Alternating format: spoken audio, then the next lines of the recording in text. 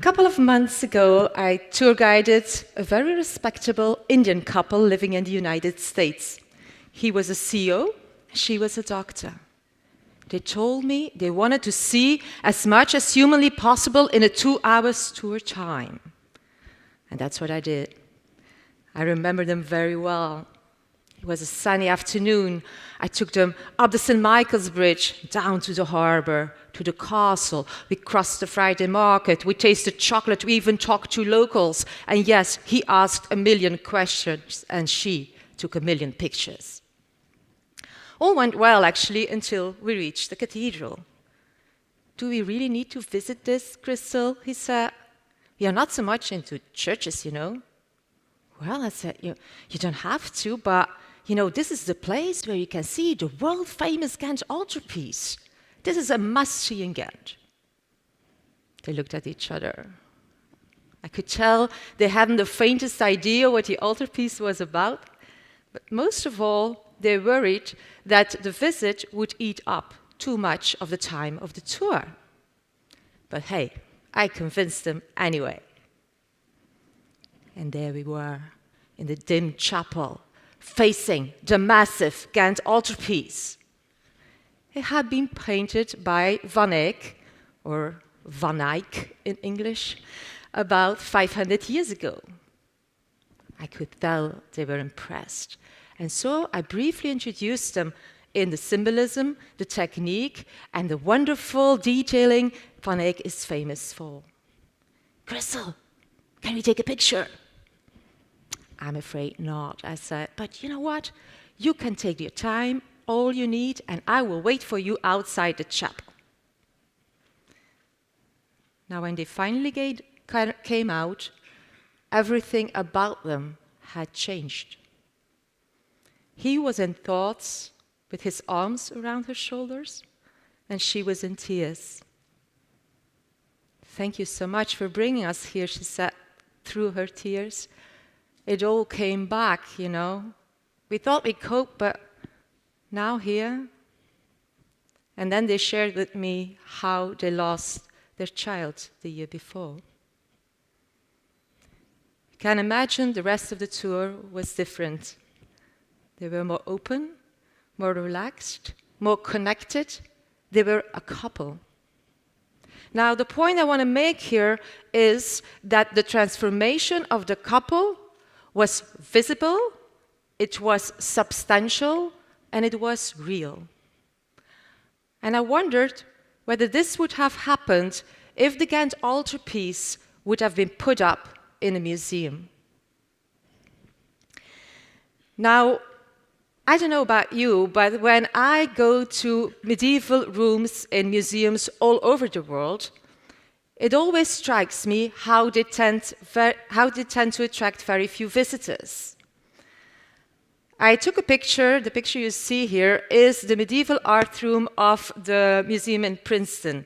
But it could have been any other museum, because it always comes down to a collection of exquisite single pieces that clearly belong to a very specific place, as most medieval art is, by the way. It is as by disconnecting the art from the place it is made for, it loses its attraction, its inspiring value, its soul.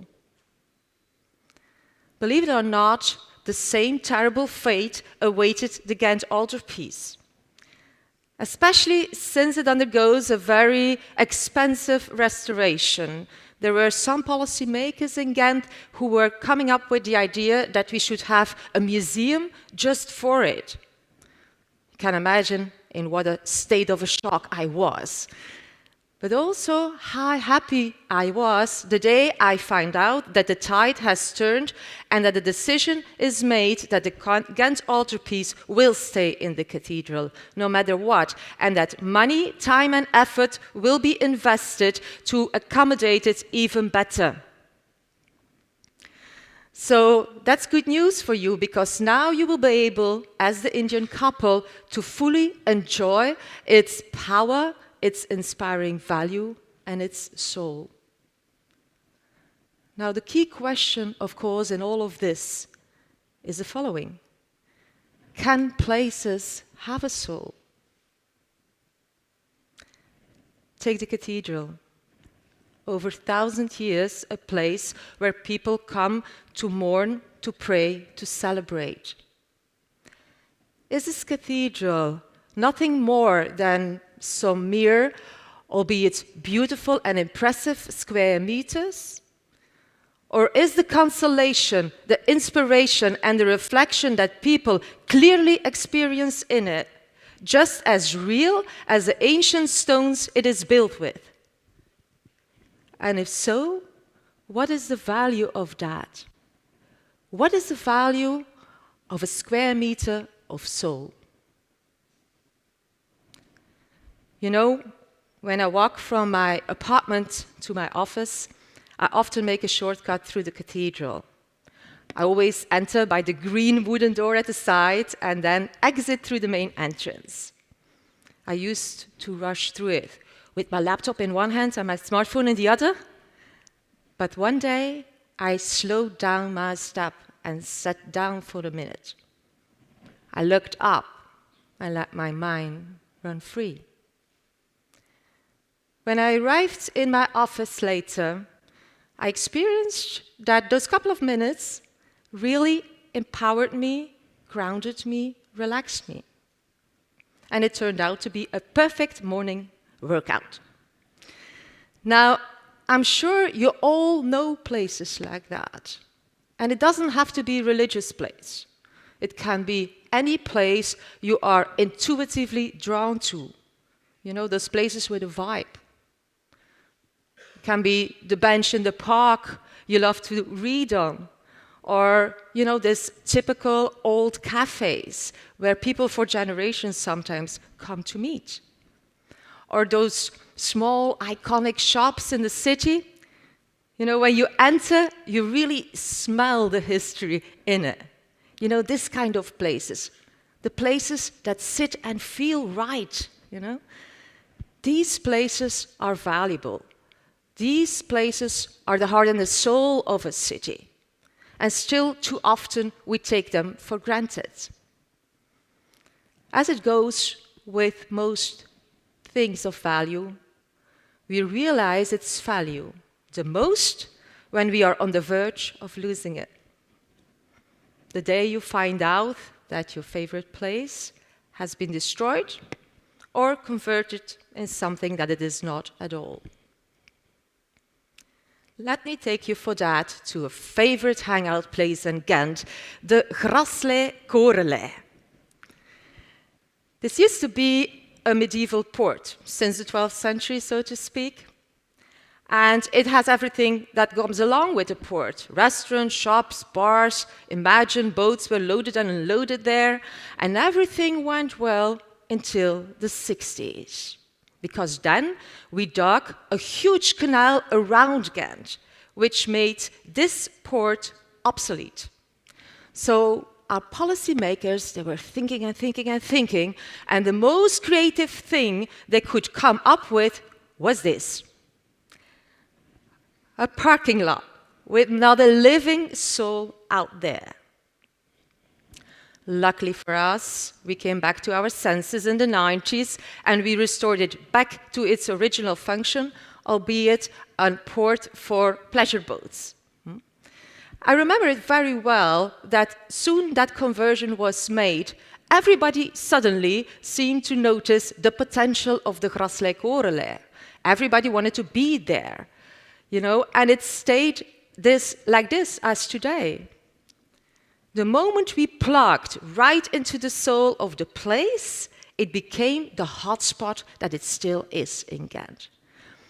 Now, the Graslei Korelei is a great conversion, as we not only invested time, money, and efforts in the restoration of the medieval backdrop of it, but also in the restoration of the original function of it. However, it is not always like that. And yet, conversions of places, they are very tricky, but they are more trendy than ever. In that context, I want to show you a picture I took last week in a wonderful 16th century chapel here in Ghent. As you can see, it is converted into a trendy bar. Now, you also can tell, if you look at it, that a lot of time and money was invested in the original features of it. The Gothic windows, the tiling, the pillars. However, nothing was invested in restoring back the original function. The original function could not be further away from the current function.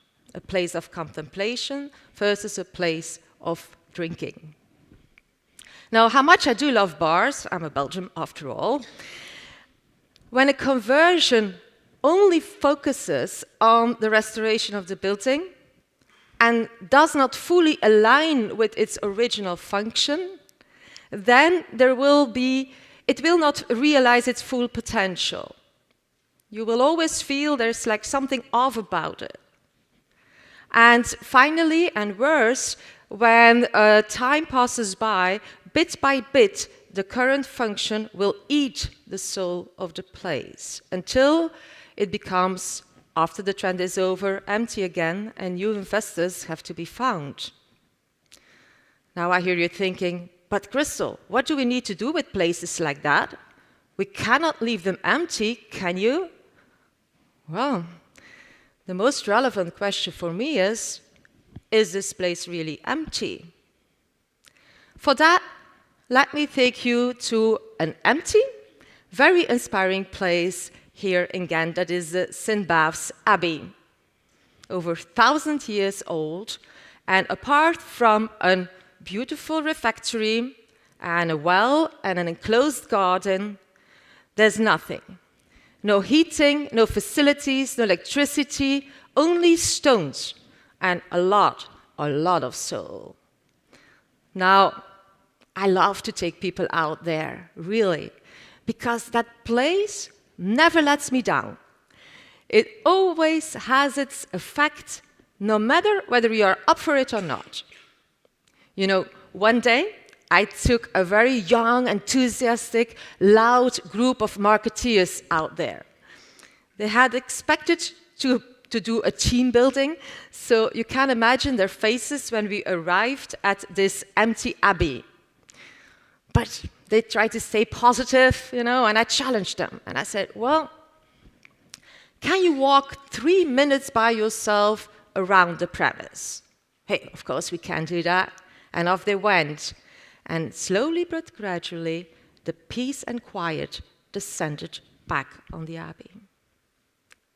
3 minutes became 5 minutes, 5 minutes became 10 and more.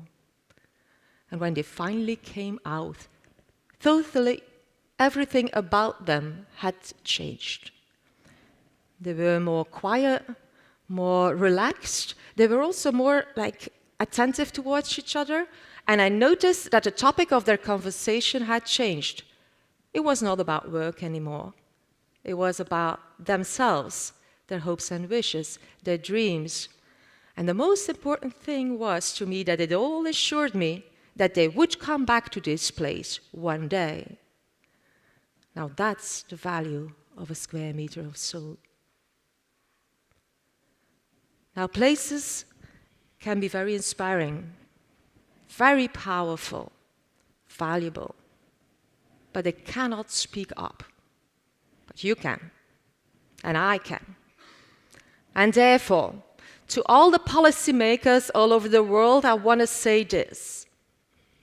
Be sensitive to the inspiring and valuable places you have in your neighborhood, your town, and your city, because they are the heart and soul of it. See beyond the square meter, see the soul. And once you see it, make sure you do everything in your power to keep it like that and protect it. And if a place runs out of use and becomes empty, ask yourself whether it's really empty. And if it's not, if it has a lot of soul, have some guts. Dare to invest in the soul, and the future generations will thank you for that.